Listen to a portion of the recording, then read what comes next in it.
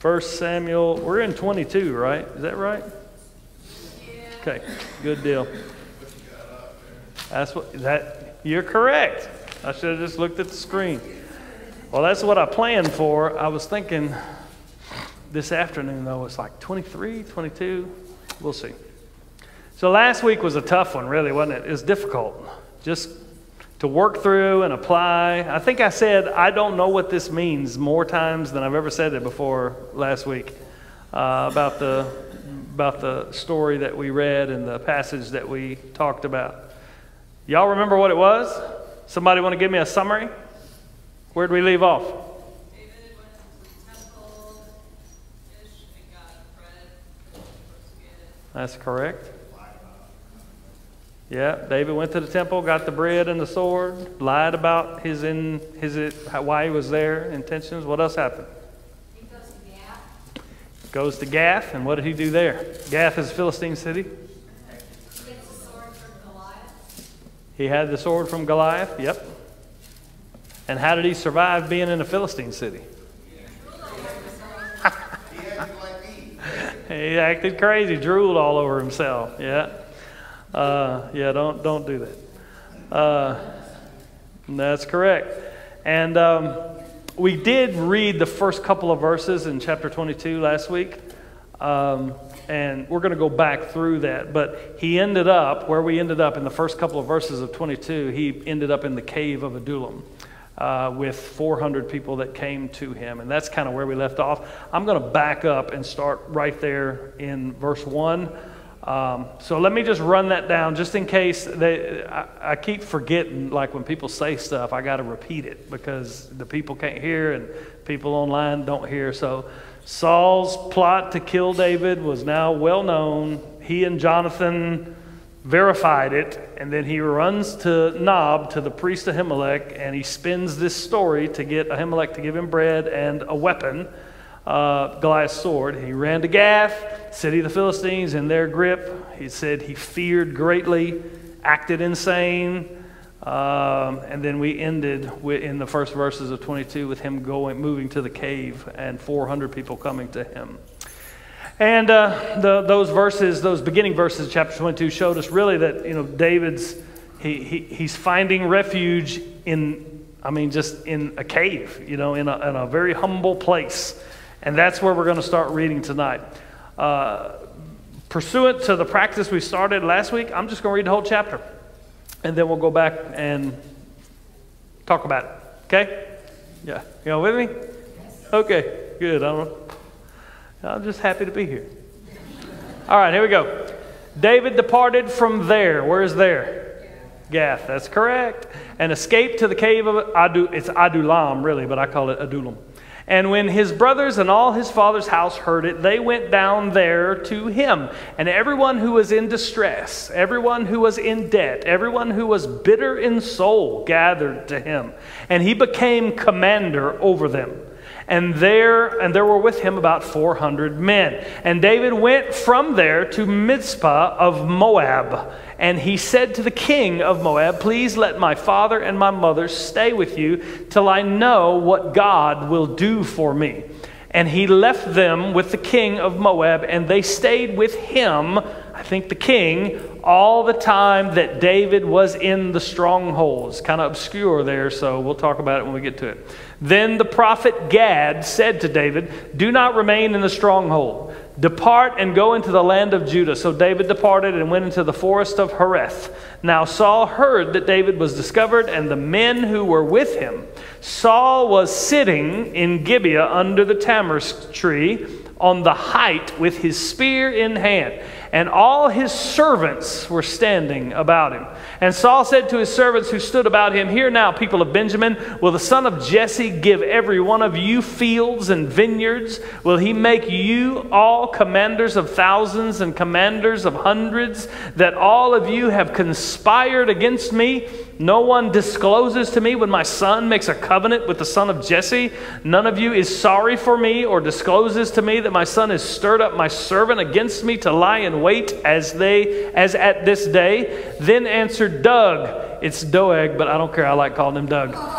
Doeg the Edomite, who stood by the servants of Saul. I saw the son of Jesse coming to Nob, to Ahimelech, the son of Ahitub, and he inquired of the Lord for him and gave him provisions, gave him the sword of Goliath the Philistine. Then the king sent to summon Ahimelech the priest, the son of Ahitub, that guy, and all his father's house, the priests who were at Nob, and all of them came to the king. And Saul said, "Hear now, son of Ahitub." Ahitub. And he answered, "Here I am, my lord." And Saul said to him, "Why have you conspired against me, you and the son of Jesse, in that you have given him bread and a sword, and have inquired of God for him, so that he has risen against me to lie in wait, as at this day?" Then Ahimelech answered the king, And who among all your servants is so faithful as David? Who is the king's son-in-law and the captain over your bodyguard and honored in your house? Is today the first time that I have inquired of God for him? No, let not the king impute anything to his servant, talking about himself, or to all the house of my father. For your servant has known nothing of all this, much or little. And the king said, "You shall surely die, Ahimelech, you and your father's house." And the king said to the guard who stood about him, "Turn and kill the priests of the Lord." When Lord is spelled in all caps, what's the word? Yahweh. Turn and kill the priests of Yahweh, because their hand also is with David, and they knew that he fled and did not disclose it to me. But the servants of the king would not put out their hands to strike the priests of the Lord. Then the king said to Doeg, "You turn and strike the priests." And Doeg the Edomite turned and struck down the priests, and he killed on that day 85 persons who wore the linen ephod, meaning priests. And Nob, the city of the priests, he put to the sword. Both man, woman, child, infant, ox, donkey, and sheep he put to the sword. But one of the sons of Ahimelech, the son of Ahitub, named Abiathar, escaped and fled after David. And Abiathar told David that Saul had killed the priests of the Lord. And David said to Abiathar, "I knew on that day when Doeg the Edomite was there that he would surely tell Saul, 'I have occasioned the death of all the persons of your father's house.'" Then the last verse in the chapter, he says, "Stay with me, do not be afraid, for he who seeks my life seeks your life. With me you shall be in safekeeping." All right. Long story. Chapter 19 and 20, we were told 6 times that David escaped Saul. Now at the beginning of chapter 22, we're told that he escaped from the Philistines. And in this chapter, what's really being shown here, we've read the whole chapter, so you'll be able to see it more clearly when we walk through it, but we're given 2 opposing pictures of kings. And they couldn't be more different. From a human perspective, Saul is in the driver's seat. And David's story can only end badly. He is running for his life. However, though God's anointed king is humbled, he is rejected, he is persecuted, he is lowly, he is the kind of king, the only kind of king that refuge can be found in. So let's look at the characteristics of first David, the true king. And this king, he is, one of the characteristics is he's rejected and he's lowly. We see that in verse 1 and 2. It said, David departed from there, Gath, escaped to the cave of Adullam. We talked about this a little last week. And when his brothers, all his father's house, heard it, they went down there to him. Everyone who's in distress, in debt, bitter in soul, they gathered to him, and he became commander over them.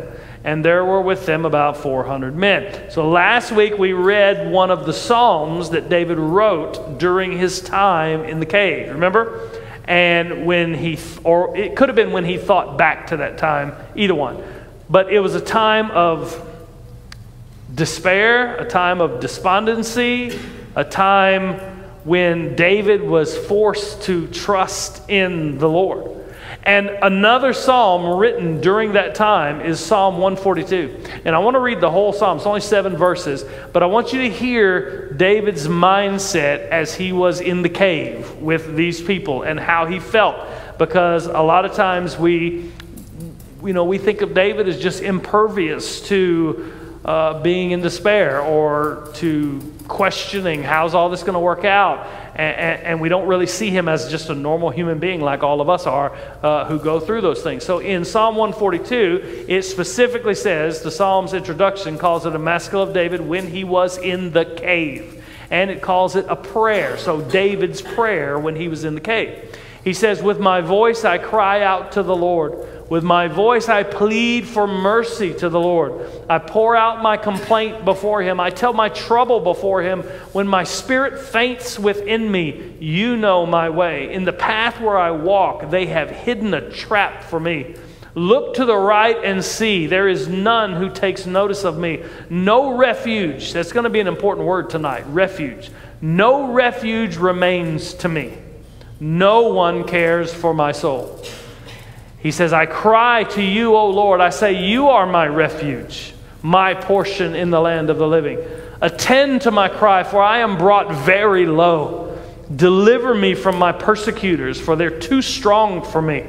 Bring me out of prison, that I may give thanks to your name. The righteous will surround me, for you will deal bountifully with me. How would you describe David's mindset during this time? Depressed. What else? Huh? Afraid. You can see in the language, he is trusting in God. He says, I am calling out to you, and you are my refuge. But all around, there's persecutors that are way too strong for me. He's calling to be, he's brought very low. He's calling to be brought out of prison. That's what it feels like. He's in prison. And he says the righteous will surround him. Who are these righteous, you think? In the cave of Adullam? How many people? 400, yeah. If that's so, I mean, this could be, it's a psalm, so it's a song. It could be just the righteous will surround me, I've got hope. But if the righteous are these 400, man, they sure don't look like much. They're in debt, they have no power, they have no strength. And basically, I would think they've come to David because they're afraid of what Saul is going to do. They've come to David for refuge against Saul. They're lowly. They're not the cream of the crop. They're not the high officials that we're going to see around Saul, the soldiers and all those things. But this lowly band that's with him, this is exactly who Jesus said the kingdom of God belongs to. Blessed are the poor in spirit. Blessed are those who mourn. Blessed are those who are persecuted for my name's sake. It's the lowly and despised Jesus draws to himself in his earthly ministry. So David is drawing anyone who is basically seeking refuge from Saul, it would seem. It says he became their commander. That says to me is they're coming to David for refuge for themselves. They were coming to follow him. They were coming to be alongside him in, the language is, technically it says the commander or captain, to be a captain over them. And so, there it is. It says, and he became commander over them. Some of your translations will say captain over them. They were coming to him for him to lead them. They were coming to him to find refuge. God's anointed is where refuge is found. And this king, who is lowly and persecuted, just like the true king, Jesus, he provides safety for his own. In verse 3 and 4, it says, David went from there to Mizpah of Moab, and he said to the king of Moab, let my father and mother stay with you till I know what God will do for me. And he left them with the king of Moab, and they stayed with him, king of Moab, all the time David was in the stronghold. So you can imagine, David he knows it's bad coming. Doesn't know what trials lay ahead. Doesn't know how long Saul's going to chase him or what Saul's going to do. He knew that confrontation with Saul's coming. and knew that Saul has lost his ever-loving mind, and he's wicked and capable of anything. We've already seen that. So David takes his family to Moab for protection against Saul. Why Moab? Any thoughts? Don't seem right. Don't seem right? Because they were enemies of Israel too. Yeah, they were. It could. There's two reasons it could be. Like, it doesn't say, so we don't know. I don't know why Moab, but I've got a pretty good idea, I think. Yes. You got a Bible study note. He possibly had distant relatives there. His great-grandmother Ruth Yeah. was from Moab. Yeah. So one possible reason is because they may have seen, they may have understood, the Moabites may have seen David as Saul's enemy now, and so they wanted to help David. But I think the more likely is the fact that David had a family connection with the Moabites. And who was it? It's Ruth, great-grandmother. His great-grandmother was Ruth the Moabite. Now, what does that tell you? Remember when we went through Ruth, when we walked through Ruth verse by verse here? You remember the phrase that I kept saying over and over again? And it just so happened that they left at this time. Just so happened that Boaz was in the right place. Just so happened that, who could have known way back during the time of Judges, the death of Naomi's family, Naomi's suffering, her poverty, her coming back with nothing and in despair, Ruth's faithfulness to come with her. Who would have known that God would use all of those circumstances to, on this day, provide a way of escape for David's family, a refuge for them when he was on the run? Really, it tells, God's working in all things. He's sovereignly working in all things, and he works all things for good for those, for his glory and for our good. That's amazing. That's amazing to me. Any questions, comments? It kind of amazes me that David was in the stronghold. Yeah, we're going to talk about that. Okay. Well, I don't know. Tell me what your thoughts is, because we don't really know where it is.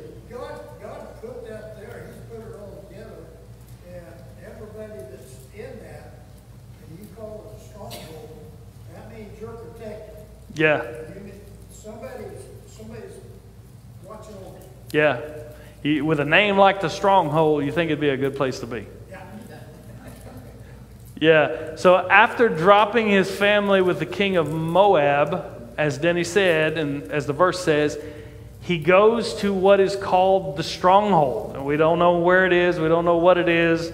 The language is a bit obscure. Like, is the stronghold the place where his family is and the king of Moab is? Like, is he just going to the stronghold there with the king of Moab? Or is it a different place? He drops his family off and then goes to the stronghold. We're not sure. The language doesn't tell us. It just says his family stayed with the king of Moab the whole time David was in the stronghold. So it could have been the same place they were all at, or it could have been a different place. But as Denny just said, it sure seems like a good place to be if it's called the stronghold. You know what I mean? I'll take a stronghold over a cave or out in the forest somewhere any day if I know that Saul and his army is going to be coming for me. And he is still in Moab, so whether it's the king's palace or whether it's some other place, he's still in Moab. He's in the stronghold, and he's in Moab. Probably could count on the help of Moab's army if it all come to that. But God's not going to let him stay there.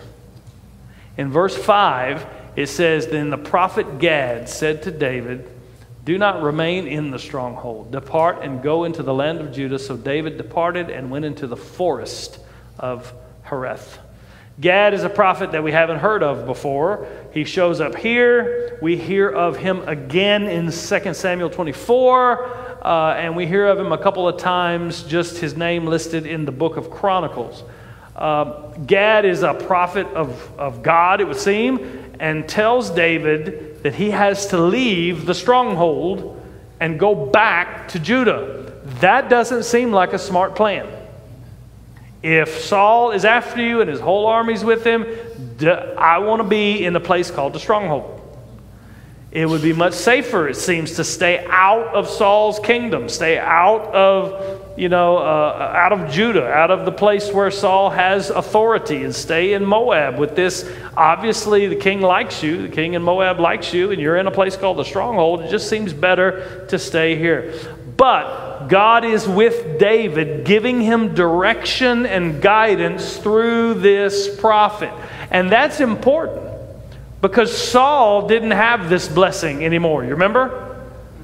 Even with everything seemingly working against David. He is not the one with the big, huge army. He is not the one with all the riches. He is not the one with the power over the vast majority of the people anyway in Judah. But God's presence is with him. God's prophet is speaking to him. God is guiding him. God is providing for him. God is fulfilling his purpose for David. And part of that purpose is calling him back to the land that he is going to rule one day. So that's the picture of David, God's anointed king. On the outside, he's on the run, he's persecuted, very little means, very little people comparatively to Saul that are actually following him. And by the way it's described here, now they're going to be described as mighty men and all their exploits described later, but as it's described here, they were just the downcast, they were the ones in debt, they were the ones fleeing from Saul. But God is faithful and God's presence is with him, and David trusts in God. First of all, David's going to leave. Like, I can't say, I'd be like, God, can I stay in the stronghold? But David's going to leave. But secondly, did you see what he told the king of Moab? He's like, keep my parents here, let my father and mother stay with you till I know what God will do for me. He's still trusting in the fact that he is going to be king. He's been anointed the king. And he doesn't know how it's going to happen. He doesn't know what's going to come about with all this with Saul stuff, so he's going to protect his family, but he's still trusting in God, it seems. So that's the picture of David. You've seen his camp, you've seen the people that are around him, you've seen his heart, really, as he's protecting his family and making a way for them to be protected before all this goes down, and you've seen him trust in God when really the best thing to do is stay in the stronghold. He obeys the prophet and he leaves. Now the scene's going to shift. Any question on David?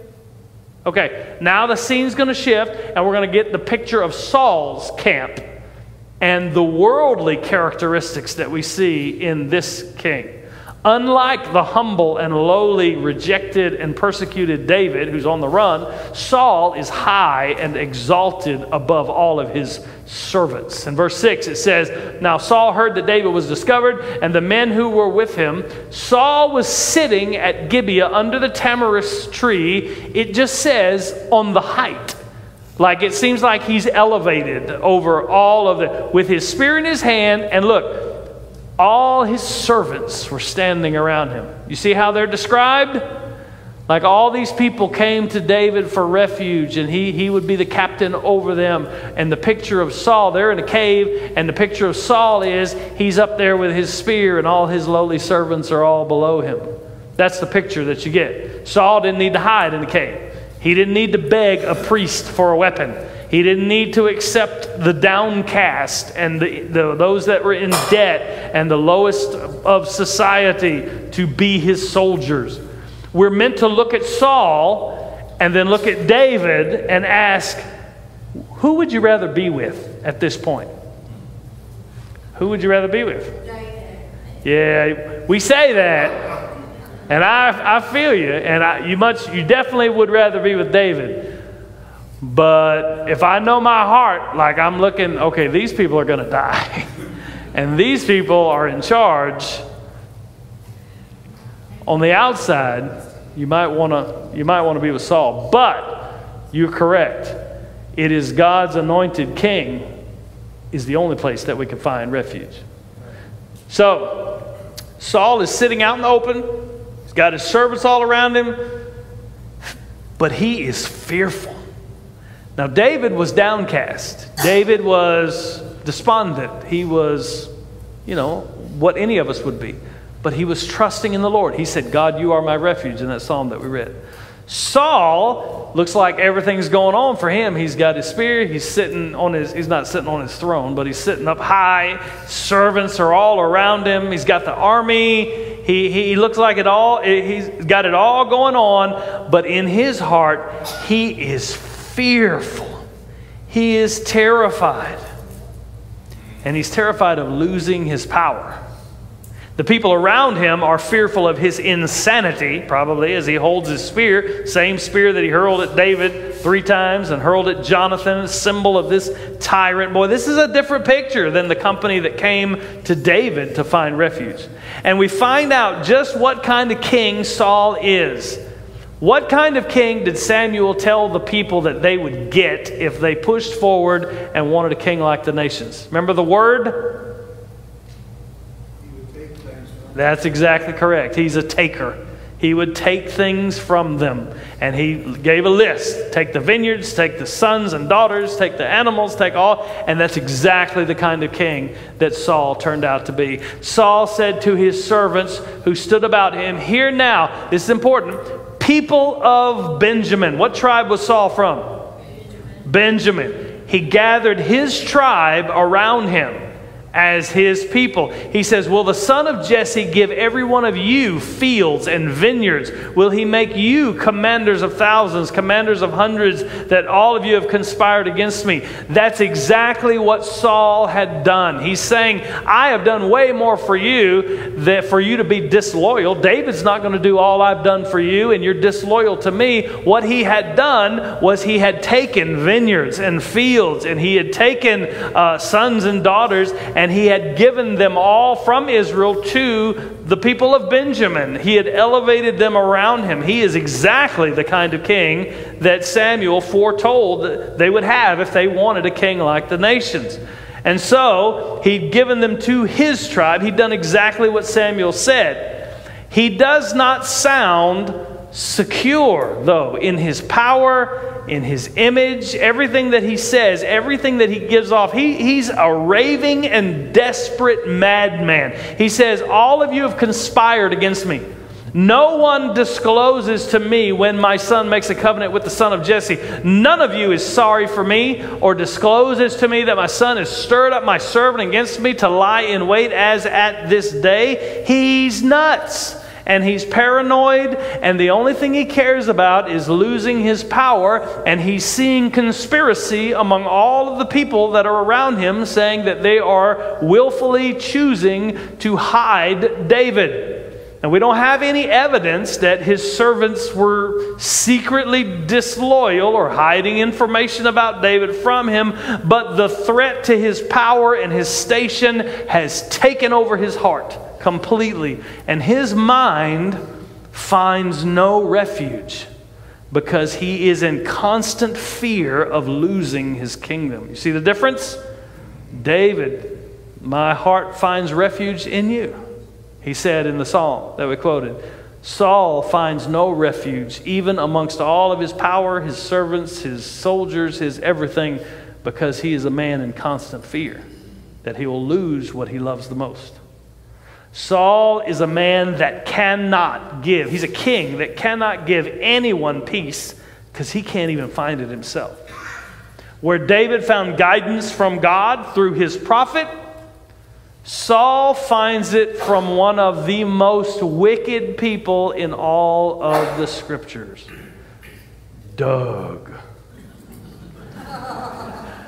It's not Doug, but I like calling him Doug. So Saul goes on this ranting, raving, what is wrong with y'all? Y'all are all hiding this from me. Y'all are all conspiring against me. And then Doug answers. Doug the Edomite, who stood by the servants of Saul. He said, I saw the son of Jesse come to Nob, to Ahimelech, son of Ahitub. And he inquired of the Lord for him and gave him provisions and gave him the sword of Goliath the Philistines. Doug has the information that Saul needs. And he tells Saul. But notice what he leaves out of the story. Did you see it? He didn't mention that David had lied. He didn't mention David had persuaded the priest to give him the provisions by telling them that he was still working for Saul. He He didn't mention that Ahimelech thought David was serving Saul when he did all of these things. Clearly, Doug is a scumbag. And that's not a bad word. Y'all, come on. Honestly, we're only scratching the surface of Doug's wickedness. It's going to get a lot worse. When David reflected on this moment right here, when Doug tells, I tickle myself every time I call him Doug. I'm sorry. All right, I'm going to stop it. When Doeg tells, that's even worse. When he tells Saul about what Ahimelech had done, David reflects on this later in Psalm 52. And I'm just going to read the first 4 verses. Psalm 52, the introduction says, to the choir master, a maskil of David, when Doeg the Edomite came and told Saul, David has come to the house of Ahimelech. That's the context of the psalm. And the first 4 verses, David says, why do you boast of evil, O mighty man? The steadfast love of God endures all the day. Your tongue plots destruction like a sharp razor. You worker of deceit. You love evil more than good, and lying more than speaking what is right. Selah is the musical term. You love all the words that devour, O deceitful tongue. And later in verse 7 of Psalm 52, he tells us what Doeg is thinking. He says, see the man who would not make God his refuge. See the word again? But trusted in the abundance of his riches and sought refuge in his own destruction. Could be talking about Saul right there. Could be talking about Doeg. But either way, we kind of see the heart of these two guys that are plotting wickedness. We see what they were thinking, or at least what David thinks about what they're thinking, what the inspired author tells us about them. But in the big picture of 1 Samuel 22, these two kings, the anointed king of God, David, and the de facto king, Saul, these two kings and their respective camps, they couldn't be more different. David provides and cares for his own with faithfulness and love. He is counseled by God through the prophet. Saul threatens and bribes his servants, protecting his power at all costs. He's counseled by the most wicked person imaginable. But it is what Saul does next that will shape the course of this story moving forward. Armed with Doeg's information, Saul will not allow any threat to his reign to go unpunished. So the first thing he does, and we're going to go through these verses a little quicker, is he brings the priest of Nob to himself to accuse them and to give an explanation before them. It says, then the king sent to summon Ahimelech the priest, the son of Ahitub, and all his father's house, the priests who were at Nob. He called all the priests. And it said all of them came to the king. And Saul said, hear now, son of Ahitub. I don't know if I'm pronouncing that right. That's weird. And he answered, here I am, Lord. And Saul said to him, why have you conspired against me, you and the son of Jesse, in that you have given him bread and a sword, and have inquired of God for him, so that he has risen against me to lie in wait as at this day. He keeps saying as at this day because he thinks David is lying in wait for him right now at this moment. And he's looking for him.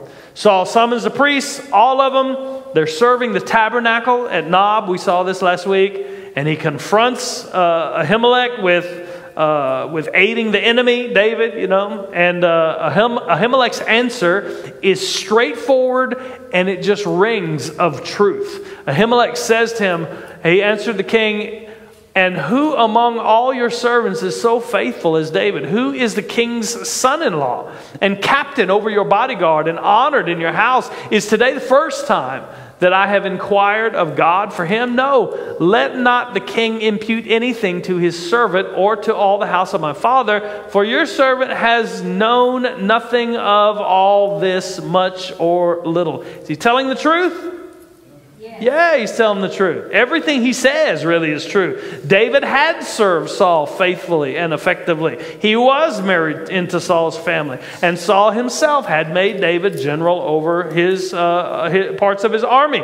he declares he doesn't know anything about this conspiracy against Saul. And it's true. We read it in the last passage, in the last chapter. David basically made up a story and made it sound like he was serving Saul and he was on a mission for Saul. But in Saul's madness, none of that matters. And without seeking even further explanation or even talking through the matter, the king said, "You shall surely die." That's it. Ahimelech, you and all your father's house. He sentences him to death. And it says, and the king said to the guard who stood about him. So, plural guard, but it was more than one person.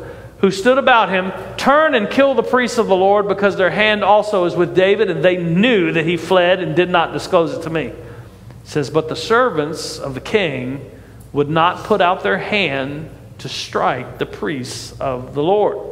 So first, Saul's madness is, it's pretty evident to us, so the command really doesn't take us by surprise that he wants to kill all these priests. But it should. It's crazy. It certainly took his guard by surprise, didn't it? They couldn't believe that he would give such a command.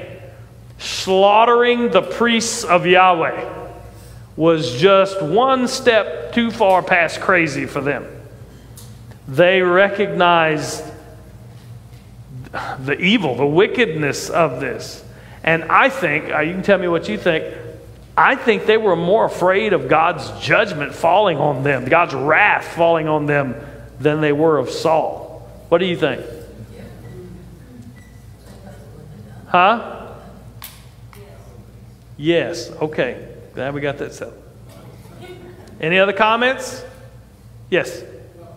I think his response was, very, very brave and very in your face to Saul, And, Yeah. I think that may have even filled the servants to say, hey, he's right. Yeah. And do that. So. Yeah. Lyle, go ahead. You finished? Yeah. Lyle said that Ahimelech's response to the king and the accusation was very bold and in your face, and the servants, it may have had an impact on the guard not wanting to kill him. Like, he's right, he's telling the truth. It's certainly very well possible. Any other comments? Well, but he's lost the respect of all his people. Oh yeah. No one respects him. Yeah, no one respects him. No one. They have come around him in fear because he's nuts. He's a madman. And when, they're perfectly, this is all speculation, so don't take this as gospel.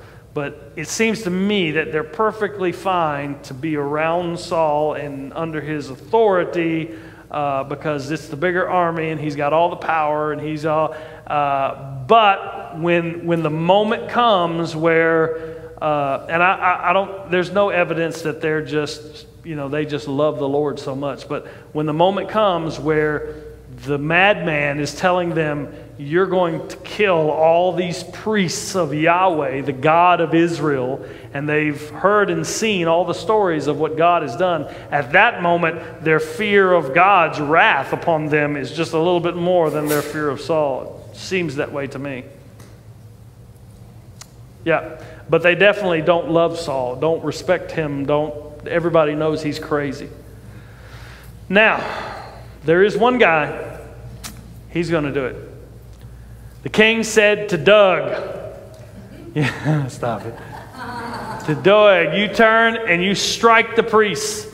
And Doug the Edomite turned and struck down the priests, and he killed on that day 85 persons who wore the linen ephod. That's how the priests were described in Exodus, Deuteronomy, the ones who wore the linen ephod, priests of God. And Nob, the city of priests, he put to the sword, both man and woman, child, infant, ox, donkey, sheep, he put to the sword. Doug didn't just follow the king's order, he went way past it, didn't he? Saul tells him to strike the priests, and he kills 85 of them. Then, for some reason that we aren't given, he turns and goes to Nob and slaughters the whole town and everyone in it. Man, woman, child, all the animals, everything. What Doug does in Nob is described with the same terms God used for judgment on the pagan nations when he told Israel to go and to slaughter the Amalekites or the Ammonites, it's the same language that is used for what God's holy war, where God is punishing the sins of the other nations. And so what Doug does in Nob, he's treating, Saul through Doug is treating his own people, Israel, as enemies of the Lord and showing himself to be the bloody tyrant that he is. That's not a great way to explain it. Let me explain it this way. He is passing the sentence that God had passed on the wicked Gentile nations. He's passing it on his own people. He's killing Israelites the way that God had commanded previously for him to kill the pagan nations. Does that make sense? Am I making sense? I don't know. I got a little mixed up in there. Y'all with me? So, Saul, through this guy, treated his own people as enemies. A king like the nations is exactly the kind of king that they got. This act was just sheer evil. It represents the height of Saul's insanity and wickedness, because though he didn't order, it doesn't seem like he ordered all this to take place in Nob, he sure didn't stop it. But as readers of 1 Samuel, now, we can also see the hand of God working in all these things for his purposes, for his glory. Who were the priests at Nob? Who was Ahimelech, the son of Ahitub? Remember? Yeah. 40 or 50 years before this, God revealed to Eli that judgment upon his house would come.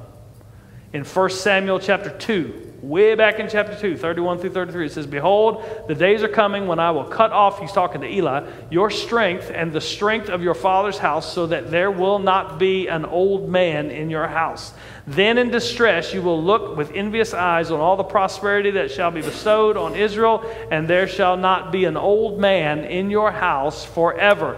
The only one of you whom I shall not cut off from my altar shall be spared to weep his eyes out and grieve his heart, and all the descendants of your house shall die by the sword of men."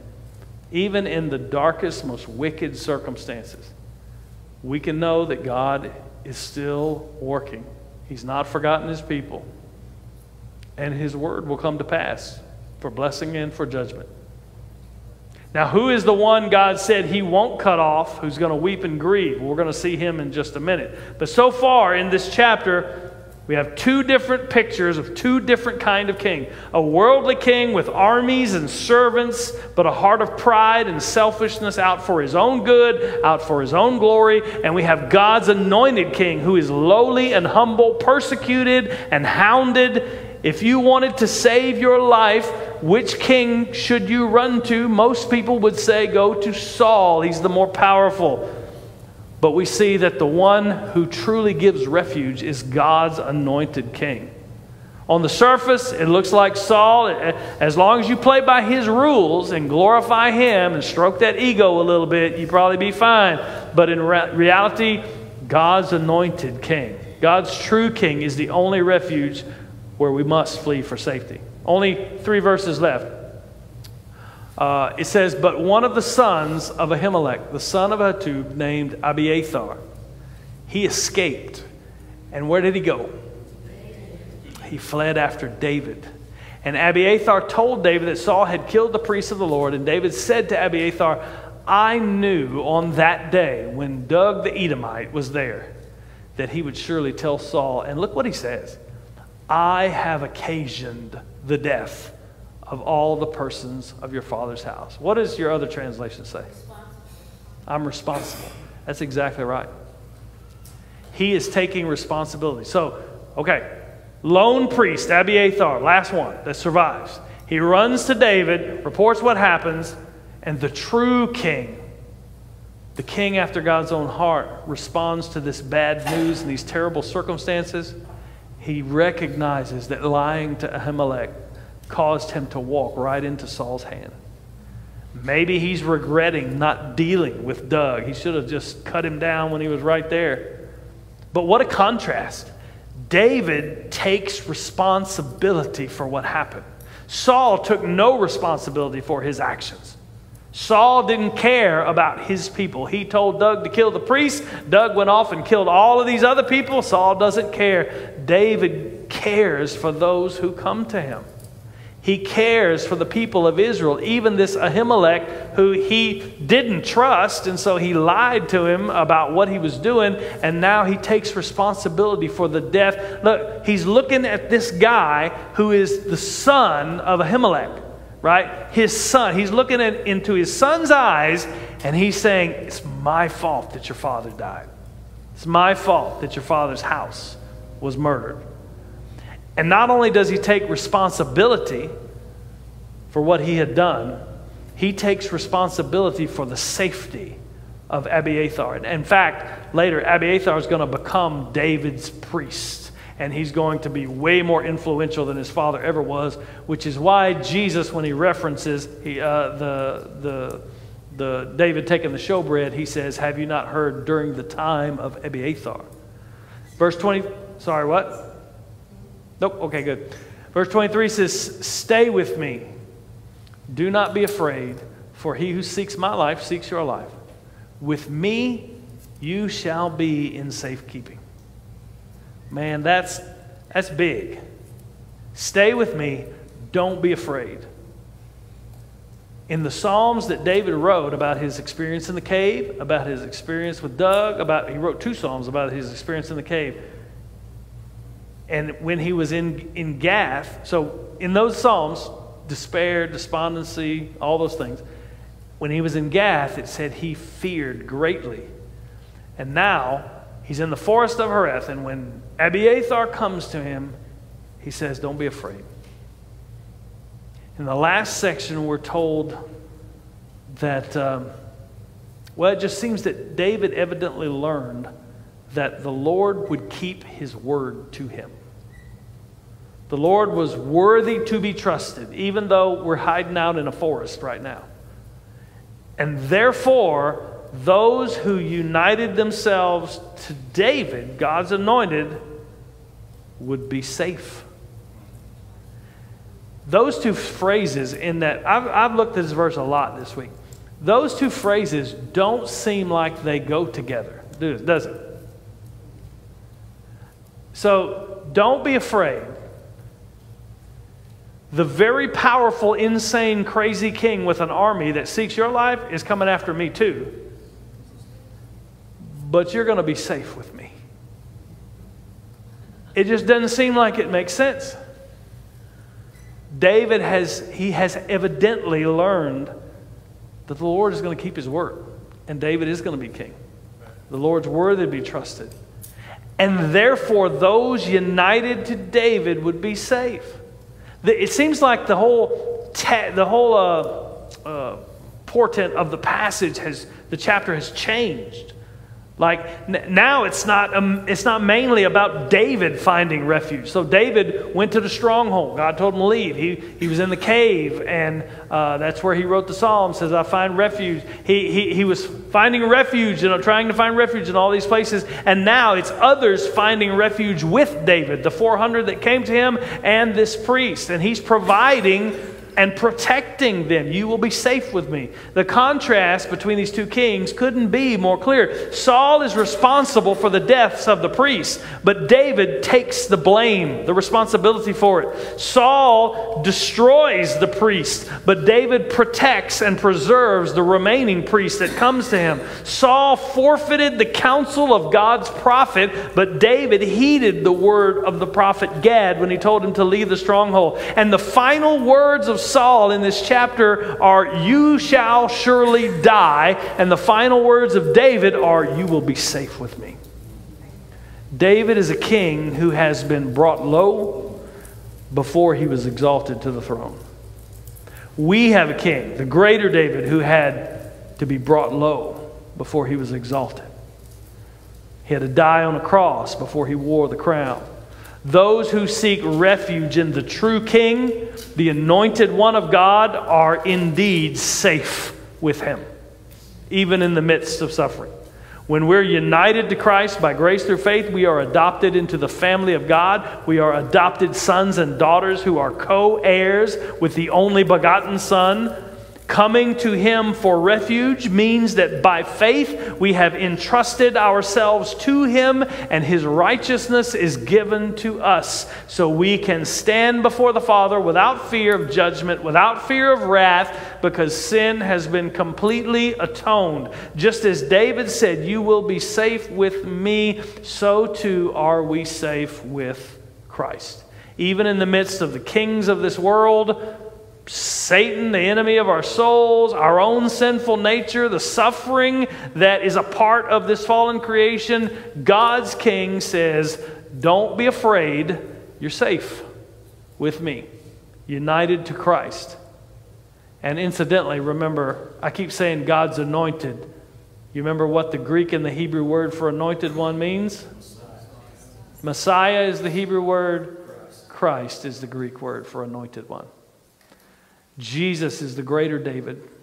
Jesus is the greater David that was low and humbled and rejected and persecuted, but he is the only one where we find refuge. Refuge for our soul and refuge for our lives on this earth. You know, doesn't mean we won't go through suffering, but it does mean that God works everything for the good of those who are the called and who are love him and are the called according to his purpose.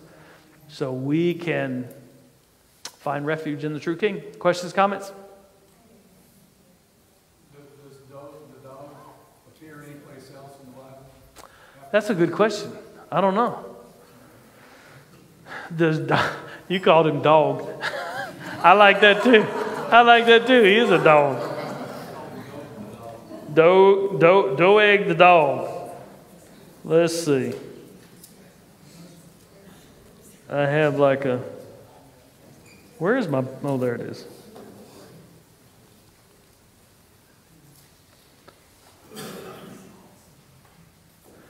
So he appears in...